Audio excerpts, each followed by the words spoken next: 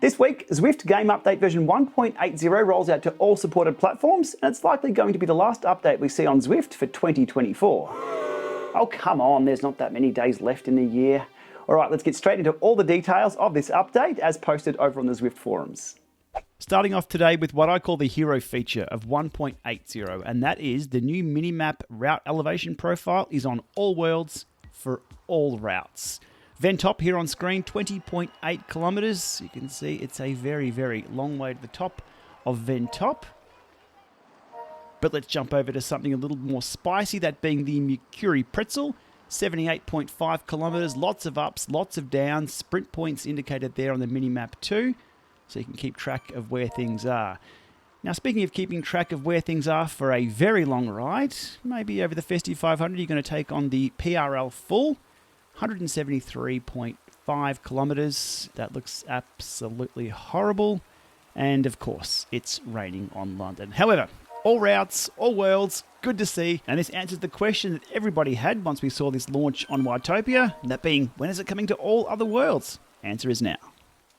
The second line item on the changelog for 1.80 lists that the lead-ins are now highlighted in blue in the new route progress overview in the minimap. You can see here on screen, Mur and the Mountain. The lead-in takes us through to the KOM on Titans Grove. Onto a change that I'm sure will be welcomed by a lot of people, especially the person who first raised this as a support request on the Zwift forums back in 2018. And that is the ability to turn off the screen shake effect when you're on rough surfaces such as cobblestones or, as you're seeing here, on the plank bridge. Now, if you go to menu, settings, audio and video, and toggle that off, click OK, back in game, and things are a lot smoother on those rougher surfaces. Now, this is only a visual change. If you have a Tax Neo trainer or something that simulates that road surface feel, that's a different setting altogether. But for the visual settings, which does affect everybody on any trainer, you can switch it off and have a smoother experience indoors. I think I'll be keeping it off myself.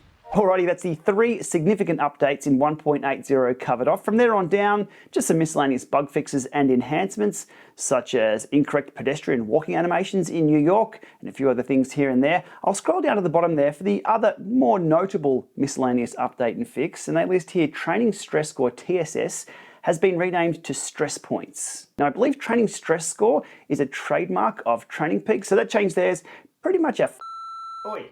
Hey, we cut that out? Yes. Why did we cut that out? That's exactly what it is. It is, but we have to be nice. Okay. It's probably bypassing some litigation or something like that from one of Zwift's main competitors now. Oh, Training Peaks acquired IndyVelo. So yeah, it does get a bit awkward there. Anyway, SP replaces TSS in-game.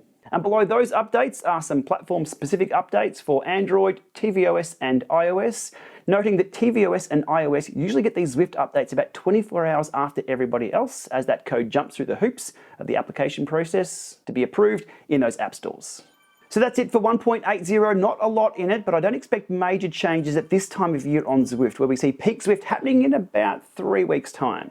Oh, and before I forget, just a reminder, the Zwiftcast has been rebooted. It has an all-new cast, an all-new format. Hopefully the topics are the same, and hopefully you'll hear me on every now and then as a special guest. If you're familiar with the Zwiftcast of the past, things are going to be a bit different, but if I'm ever brought on as a special guest, you know I'll add a few...